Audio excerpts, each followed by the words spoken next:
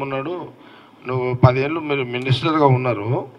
మీరు బెటర్ నా నా సజెషన్ కేటీఆర్కి ఏంటంటే బెటర్ ఎక్కడన్నా ఒక పొలిటికల్ కోచింగ్ సెంటర్ ఉంటే అక్కడ పోయి కోచింగ్ సెంటర్లో ట్రైనింగ్ తీసుకోండి మీరు బెటర్.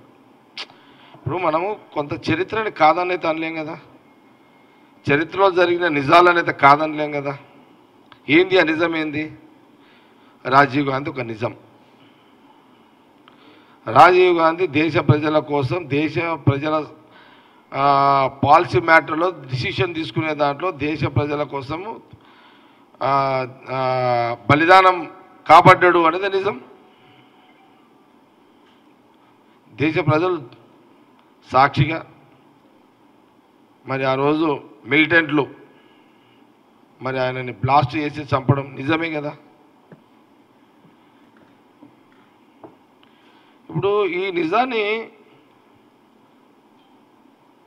ఒక సందర్భంలో కేసీఆర్ గారికి నేను ఒక మాట ఏం చెప్పదలుచుకున్నా అంటే, రాజకీయంగా కేటీఆర్ కూడా ఏం చెప్తున్నా అంటే, కేసీఆర్ గారు కూడా సలహా ఇస్తున్నాం మీడియా ద్వారా. సార్ కేసీఆర్ గారు బెటర్ మీరు కేటీఆర్ కొంత ట్రైనింగ్ ఇప్పియండి పొలిటికల్గా.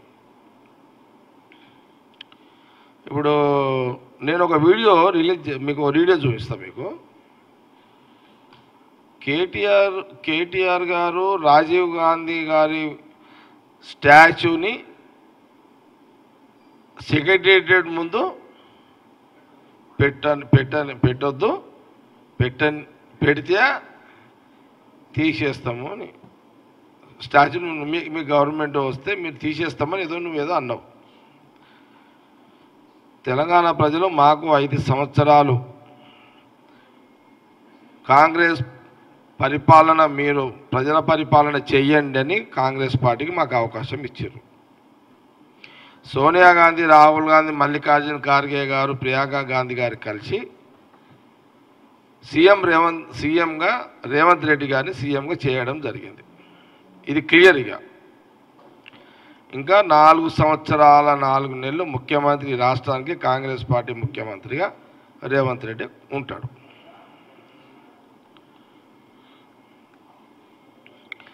ఇప్పుడు ముఖ్యమంత్రి రేవంత్ రెడ్డి గారు రాజీవ్ గాంధీ గారు దేశ ప్రజల కోసం బలిదానమైన మహానుభావుడు, మహానాయకుడు రాజీవ్ గాంధీ గారి స్టాచ్యూని సెక్రటేరియట్ ముందు పెట్టాలి. రాజీవ్ గాంధీ గారు బలిదానంతో పాటు వారు ప్రధానమంత్రిగా 18 సంవత్సరాల వయసున్న ప్రతి ప్రతి యువకుడుకు ఓటు హక్కు కల్పించడం జరిగింది. ఎందుకంటే ఓటు అనేది చాలా ప్రాధాన్యత కలిగినటువంటి హక్కు.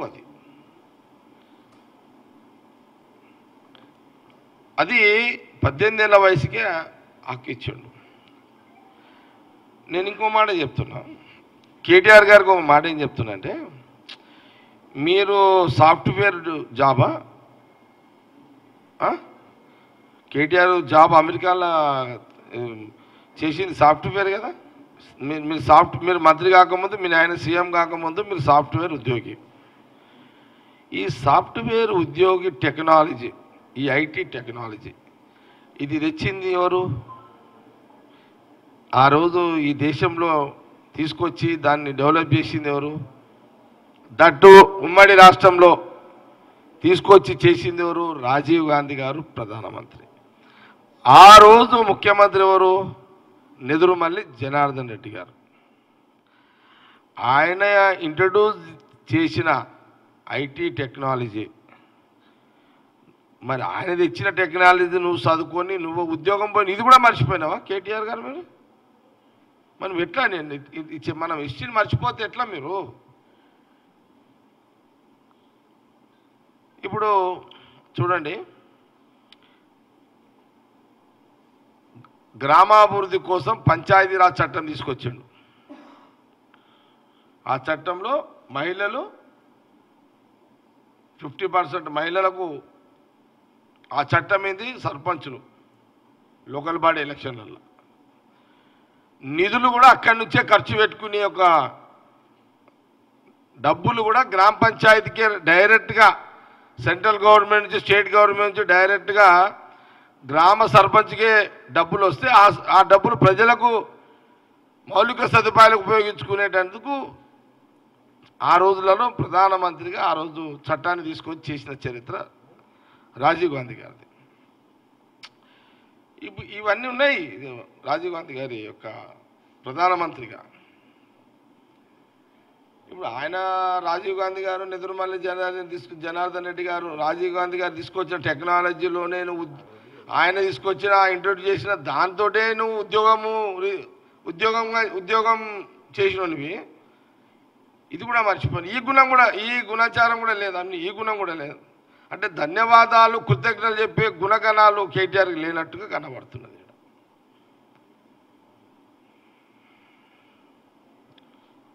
ఇప్పుడు నువ్వు స్టాచ్యూ తీసేస్తా అంటున్నావు.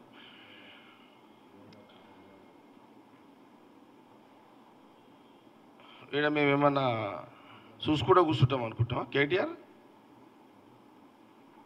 నువ్వు స్టాచ్యూ తీస్తా అంటున్నావు కదా రాజీవ్ గాంధీ గారిది.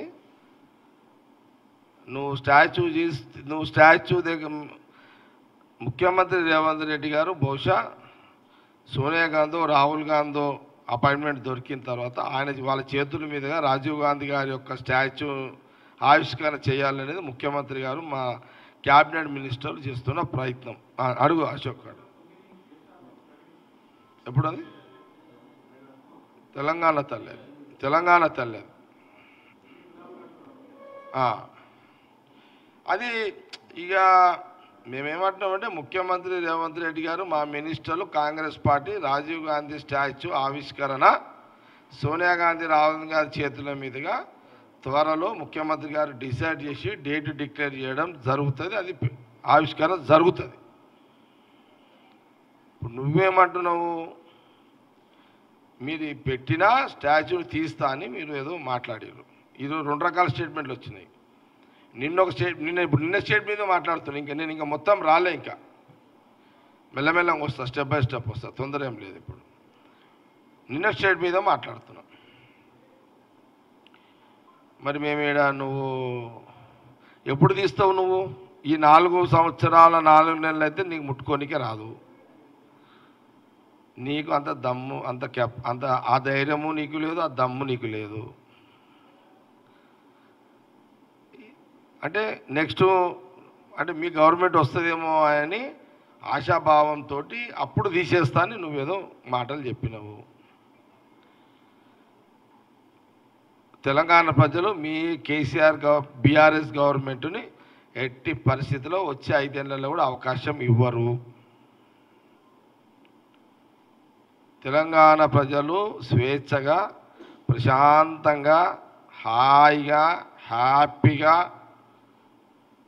సంతోషంగా జీవించాలి, నిద్రించాలి, స్వేచ్ఛగా బ్రతకాలి, స్వతంత్రంగా జీవించాలి అని తెలంగాణ ప్రజలు కోరుకుంటున్న క్రమంలో వచ్చే 5 ఏళ్ళు కూడా కాంగ్రెస్ పార్టీ గవర్నమెంటే ఉంచుతారు తెలంగాణ ప్రజలు. మా కాంగ్రెస్ పార్టీ విశ్వాసం.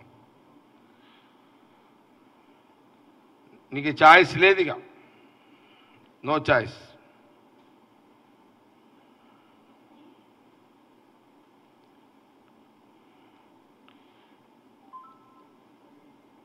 ఇంకేమన్నాడు?